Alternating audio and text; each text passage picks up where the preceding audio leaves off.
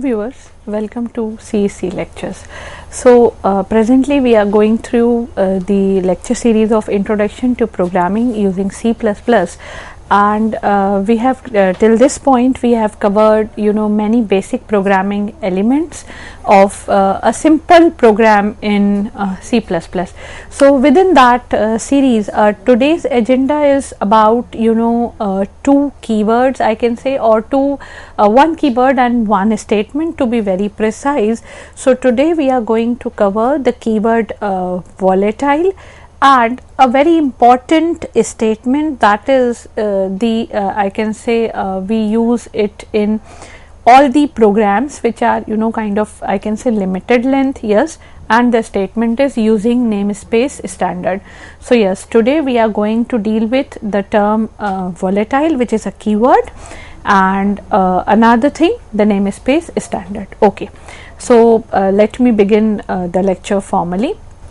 Volatile, I can say, it is basically a qualifier which is applied to a variable while declaration. So volatile, the term volatile itself says this variable may vanish, kind of thing. So what does this mean if I am talking about the term volatile? Basically volatile is it's a kind of indication to the compiler that the value of that particular variable may change at any time. So if I am saying value may change at any time, so yes, I mean value of a particular variable, if I am talking about, can be changed at any time. So why do we need to say a particular variable or a particular value as a volatile? So now let us refrain ourselves to call volatile as a keyword which is applied onto a particular value. So basically volatile keyword is a keyword which is applied to some values, and this volatile keyword is having some properties. Now what are the properties of this volatile? The volatile keyword cannot remove the memory assignment, that is one thing.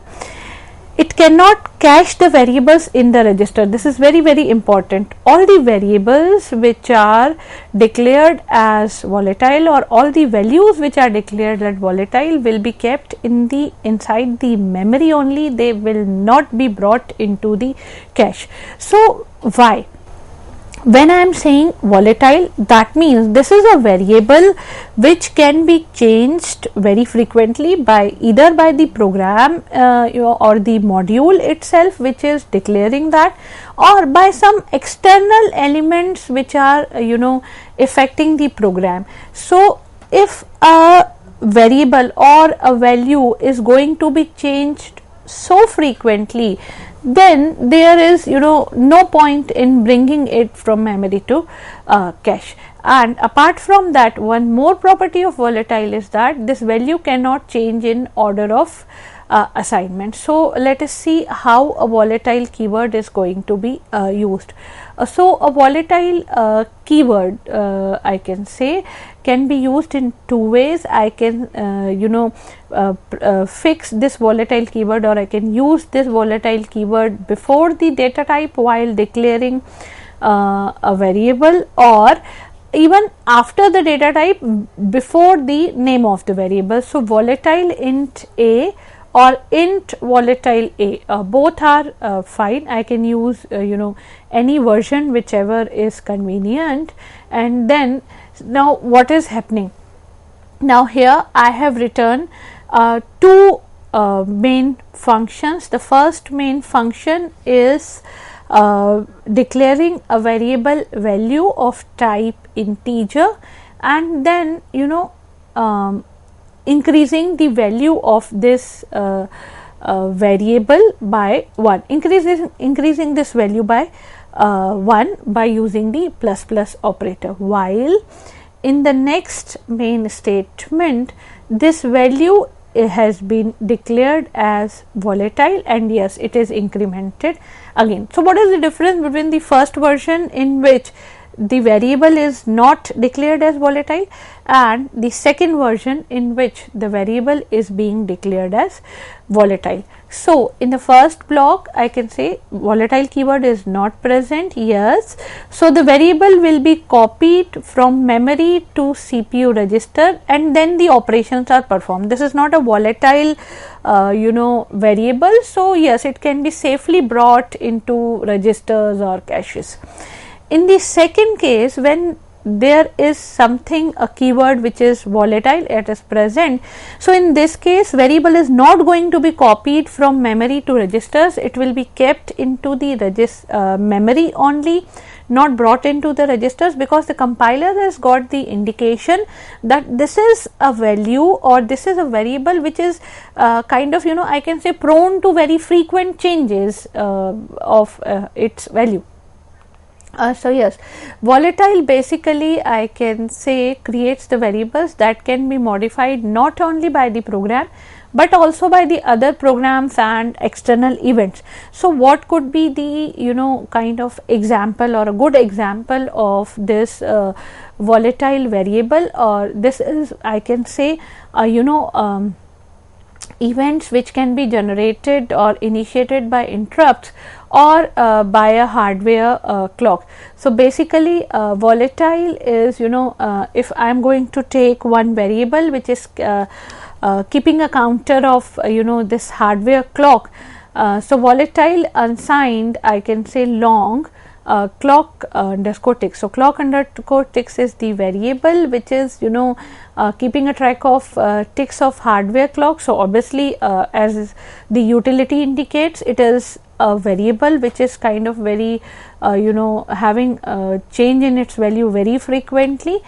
So, we have assigned it as volatile, and because of this volatile keyword the system is not going to bring this variable from memory to register. It is going to keep it into the memory, because so frequent changes into the registers, as you understand some basics of computer system architecture, is not I can say desirable. So, even if the program in situations of this hardware ticks and all that, even if the program itself is not going to modify the variable, the compiler must assume that value of the variable has changed since it was lost access. So, it will every time if I am talking about the keyword variable, the compiler creates the machine code to read the value of that variable whenever it is accessed. Every time the value of the variable is read, and it is not assumed by the compiler that value has not been changed. So, in kind of other variables or non-volatile simple variables, I can say the compiler may repeatedly use a value that has been read at a prior stage, but in case of volatile, if I am talking about, it is not going to read the value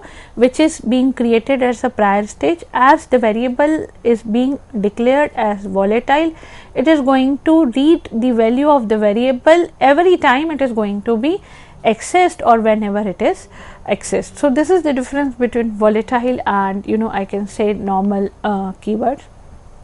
So, volatiles is used in different places for memory mapped peripheral registers. Some global variables are also declared as I can say volatile, or in some multi-threaded applications also. So, yes, there are a couple of uses of this volatile keyword also. So, after this after explaining this volatile keyword, let me begin with a very I can say important, yes, a very common statement which we use in all the programs. Till this point we have seen kind of 3-4 programs. So, yes, in each and every program we have used two statements compulsorily. One is hash include IOStream, which we have discussed earlier, that this is about inclusion, or this is about linking the header file which is IOStream within your program. So, hash include IOStream is there. The another statement which is kind of used a lot is using namespace standard. So what is this namespace standard? Let us try to explore. So basically I can say in all C++ standard library types and functions are declared. I am insisting the term declared in the standard namespace or namespace nested inside the standard. For example, I am having some functions which are standard. The most standard functions which we use in almost every program is cout and cin. So where this cout and cin are declared, I am not talking about the term defined, because they are not defined in the namespace standard, they are declared in the namespace standard. So yes, if I am saying using namespace standard, I am telling the compiler that whenever I am using cout or cin or any other standard function or library type, I am referring to the namespace standard. So if I don't want to use this using namespace standard statement, I can use cout and cin by properly qualifying them with the name of the namespace they are declared into. For example, either I can use using namespace standard and then I can use freely this cout and cin, or if I am not going to write using namespace standard, so I will be qualifying the cout and cin using the scope resolution operator, which is double colon, by preceding them is std. So I can use std double colon is, I can say, qualification operator, or I can say scope resolution operator, cout. So this tells the compiler very clearly that cout is being declared in the standard namespace. But believe me, with every cout and cin you have to use this std scope resolution operator cout or std scope resolution operator cin. So in order to get rid of this hassle every time by using this standard scope resolution operator, some programmers think that it is a better idea to fix in using namespace standard statement with #include iostream.h. But yes, I'll be I can say yes contradicting this statement within after some slides. So let's see. So now again to explain, I can say all identifiers at namespace scope are visible to one another without qualification. That means if I am using namespace standard, I need not to say standard cout or standard cin. But the identifiers outside the namespace can access the members by using the fully qualified name for each identifier, as I have told you, std cout and std cin. So basically there are, I can say, two ways to use this, or to qualify these or to show their scope of these functions like cout and cin. So one idea is by using a declaration for each single identifier. That means wherever I am going to use cout, I will say std cout, wherever I am going to use cin, I will say std cin. That is one idea. Another idea is using directive for all the identifiers in the namespace, as we use as using namespace standard is the statement or is the directive which is used for all the identifiers in that namespace. So namespace, I can say, it's a declarative region that is going to provide a scope to the identifiers. These identifiers could be types, functions, variable, etc.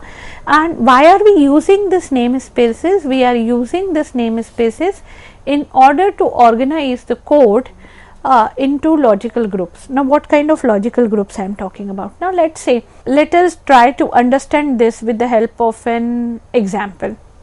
So, if you go to US, I can say, so in most of the cities you will find one main street. So, main street in Deloitte or main street in some maybe New York or something like that.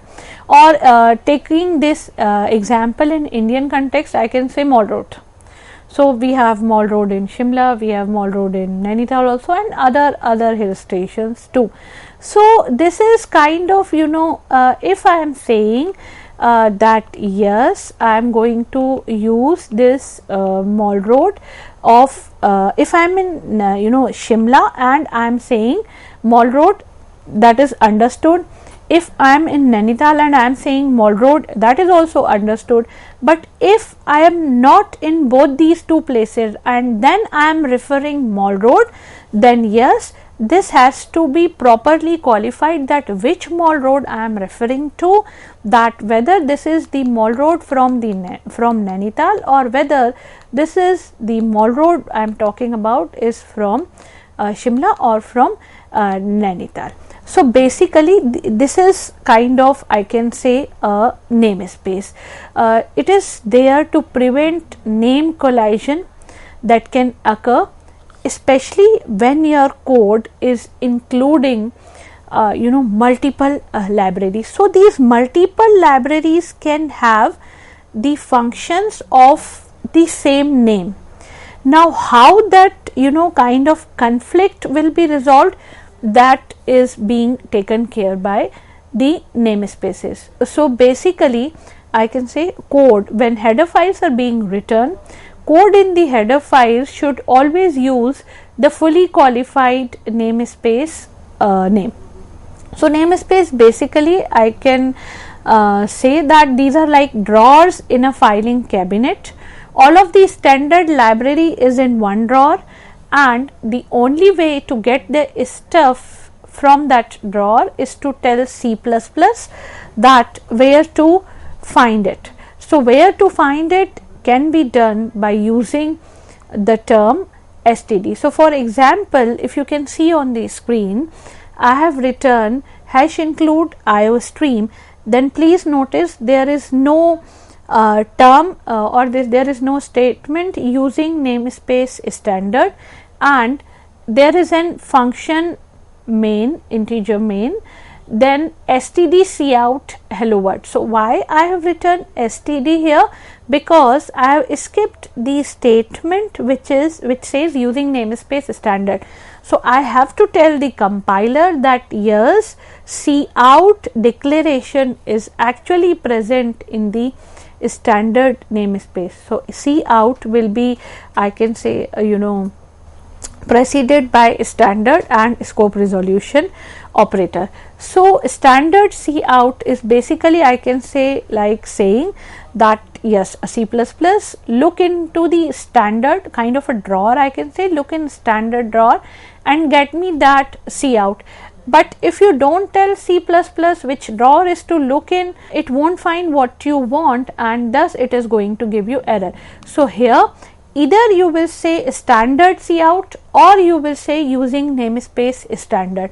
These are the two ways to tell the compiler that where to find this cout thing. So, if you don't qualify this cout using std and neither you use that using namespace standard, you are going to get one error. For example, if I am saying #include IOStream, within the main I have written cout hello world without writing the state directive using namespace standard, then this is obviously going to give you an error. So, this has become tedious to this has become tedious for the compiler also to keep a track of, and so it is going to give you an error. Now, one idea, as I told you, is use the directive using namespace standard. Another idea is you qualify every cout, every cin with the preceding std. Now it is very cumbersome to keep typing std in front of everything, every cout, every cin. So yes, the another idea is you declare the namespace as a whole. Now one way of declaring namespaces, it could be within main using standard cout, and then you can say cout hello world. This is also fine.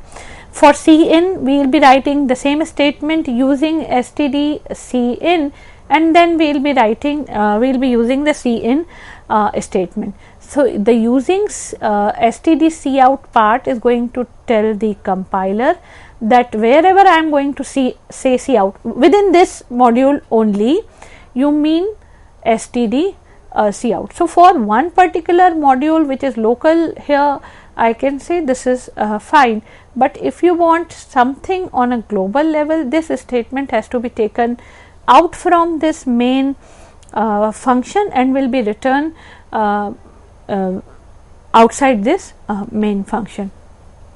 So even this can get tedious using standard cout, using standard cin, and so on and so forth.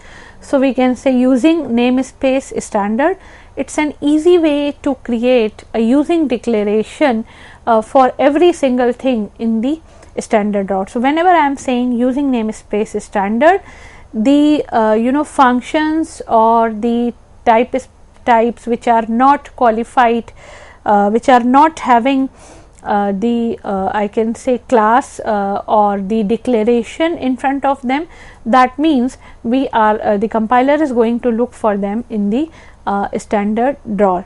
Now I can say if the only programs that were written were only one screen long or maybe one module long, then the things like namespaces probably are not necessary. But most of the commercial programs, especially written in C++, because C++ is having a huge utility in commercial markets also. So most of the commercial program runs into billion lines of code, and then they developed by different developed by different team of developer. This means what is going to happen sooner or later is someone is going to use the same name for a different purpose. For example, I can say a name which is a logical name, let's say XYZ. So XYZ will be written used by one programmer, and XYZ will be used by another programmer also, and the program written by both of the programmer I am going to take and I am going to bundle up those programs into one module. Then this is going to create a name clash, and it is going to hinder the project. So namespaces, I can say, are one way to decrease that risk. Basically namespaces are grouping item having similar characteristics. For example, I can say all the code that is standard to the language is in the namespace standard. Then you need not to go to different namespace to find a standard code for strings or standard codes for input output protocols and etc. So for now let us assume the scenario that there are header files which contain only the declaration of function. So the declaration of cout is in the IO stream header file, but it is only the declaration, and as I have already told you, it is the declaration. It is not going to tell the compiler where the actual definition is, and it is defined in a package called namespace standard. So this is why we are going to use namespace in every program. Now to speed up the process of looking up function and classes, and also to avoid the name clashes between them, things are split up into namespace and addressed with their namespace, such as standard cout. So that's the way to speed up the process. But these are just ways to momentarily avoid the full name full namespace qualification for every name. In order to do that, we are going to use using namespace standard, and for that by using this namespace standard, we are avoiding the full namespace qualification for every name. And sometimes programmer, of short programs may find it, kind of I can say very convenient that just write one line of code using namespace standard, and then you can freely use cout, cin and other string related things. But sometimes when I am talking about large programs on which various programmers are working, using namespace standard is actually not advisable, and it is generally considered as a bad practice whenever you jump to kind of professional C++ programming. And the alternative, which is of specifying the names to which the identifier belongs using the scope resolution operator, is considered as a better way. So rather than using namespace standard, the idea is to use stdcout, stdcin whenever you are working with large programs within a team. So basically, why do we need that? Because the situation comes, just for example, we have one standard function which is cout, and now later at a stage of development we wish to use another version of cout that is going to be custom implemented in, let's say, some library called lib1, and within the next program I am going to use that iostream also, and I am going to use that lib1 also. See how this is possible. So #include lib1.h and #include iostream, and I have written using namespace standard. So lib1.h is also having one declaration of cout, and so is iostream. So lib1.h is having one declaration of cout, and iostream is also having one, and now we are saying using namespace standard. So what is happening here? And without qualifying the cout with a scope resolution operator, we have just written cout something to display. So there is an ambiguity which library does cout is going to point. One version is contained in lib1, another version is contained in iostream. So which library cout is going to point to? This is going to cause the ambiguous situation, and yes, either you are going to get the wrong output, or you are going to get an error saying that you need to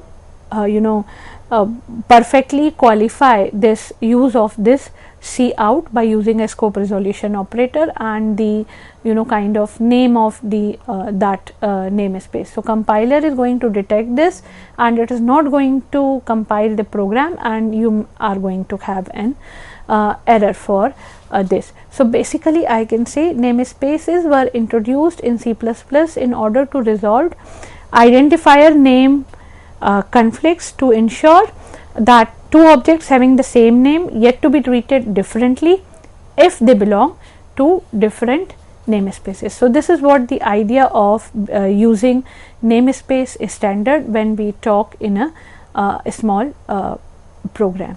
So in this lecture we have seen basically two things. One is the use of volatile keyword as a qualifier for variables, and another is why and where to use namespace standard, and what are the alternatives, and where not to use namespace standard.